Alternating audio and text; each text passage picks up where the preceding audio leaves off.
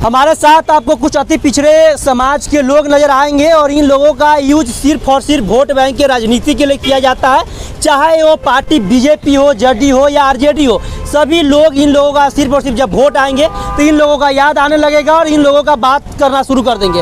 हालांकि ये लोग पिछले 24 से 25 सालों से बेघर हैं। सरकार इन लोगों को ज़मीन रहने के लिए दिया गया था, लेकिन कुछ पूंजीपति लोग जो गांव समाज में होते हैं, जो कुछ पैसे वाले लोग होते हैं, इन लोगों को मार पीट करके भगा दिया गया ज़मीन पर से। और ये लोग पिछले 27 सालों से दर दर भटक रहे हैं, न रहने के लिए घर है, न खाने के लिए अन्न है। इन लोगों का आप लोग वेशभूषा देख के समझ में आ रहा होगा। ये लोग 2 वक्त क्या मजदूरी करते हैं और खाना खाते हैं, लेकिन इन लोगों का बात पिछले 25 सालों से क्या पिछले कई दशकों से हर राजनीतिक पार्टी करेगी, लेकिन ज़मीनी स्तर पे क्या कुछ है इन लोगों से जानेंगे।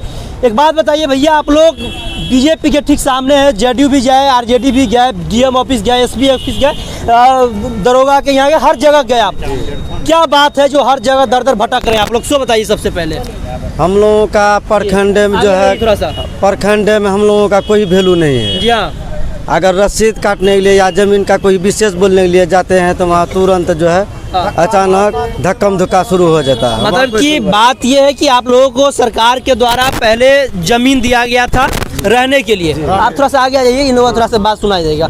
सरकार के द्वारा जमीन दिया गया था रहने के लिए, लेकिन आपके गांव के, आपके समाज के कुछ पूंजीपति लोग हैं, पैसे वाले, जो कि आप लोग मार पीट के भगा दिया गया। भगा दिया, यही बात है? जी हाँ, यही बात है। हाँ, क्या कह रहे हैं? कर दिया, हमारा माँ बहन को भी घर से बेघर कर दिया। क्या किया गया आपके माँ बहन के साथ? इधर आइए। क्या किया? बहुत मारपीट बहुत ज्यादा किया। नुआ कपड़ा चीर फाड़ दिया।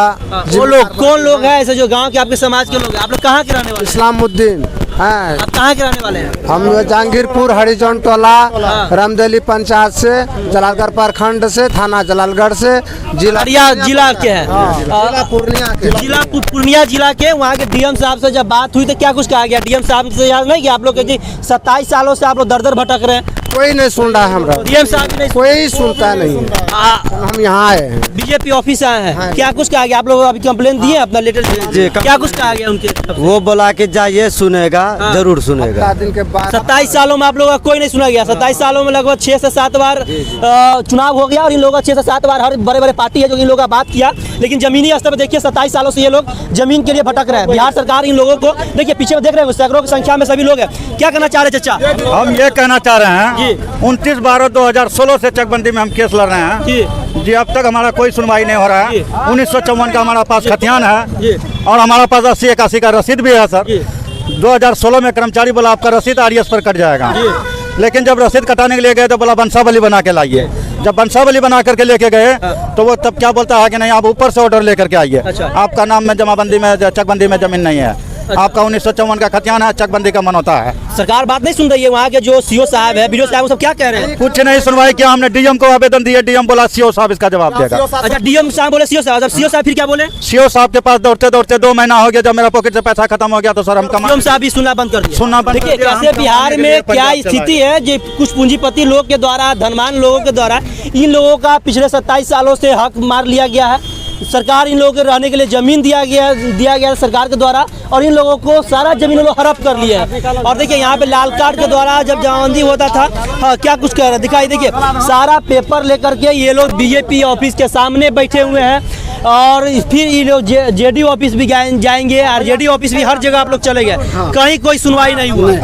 हम लोग अररिया जिला से आए हुए हैं, जो कि प्रखंड से हैं, और हम जमीन संबंध से लेकर के बहुत परेशान हैं। 90-92 में हम लोगों को कागज मिला है, जिसका रसीद वगैरह 90-92 में मिला है, लगभग 30 सालों से भी ज्यादा। और पहले भी मिला है 77-76 में, उसका भी रसीद कटाते आ रहे हैं। जमीन पर जमींदार द्वारा हम लोगों के बेदखल कर दिया गया है, जिसके कारण जमींदार बहुत दमंग आदमी है और जमींदार गोली बारूद बार बार हम लोगों को दिखाता है। और हम लोग जब रसीद कटाने के लिए दोबारा जाते हैं और कर्मचारी सीओ उसके पक्ष में रहते हैं, वो बार बार हम लोगों को धमकी देते हैं। कि आप पेपर दिखा रहे हैं, यहाँ पे देख सकते हैं ठीक सामने मंत्री, राजस्व एवं भूमि सुधार विभाग मंत्री से भी आप लोग उनके ऑफिस मिले गए थे। उनका क्या कुछ कहना है? वो आदेश दिए हैं कि तुम लोगों का काम बहुत अच्छे ढंग से होंगे, और डीएम साहब को लिखे हैं। जब डीएम साहब सीओ साहब को दिए, सीओ साहब जिम्मेदार द्वारा और कितना पैसा लिया वो हम लोगों के काम के पक्ष में 30 सालों में आप लोगों को कोई बात नहीं सुना गया, नहीं सुना गया। सारी सरकार तो आ गई, आरजेडी आ गई, बीजेपी आ गई, जेडीयू आ गया, सभी सरकार तो आ ही गया।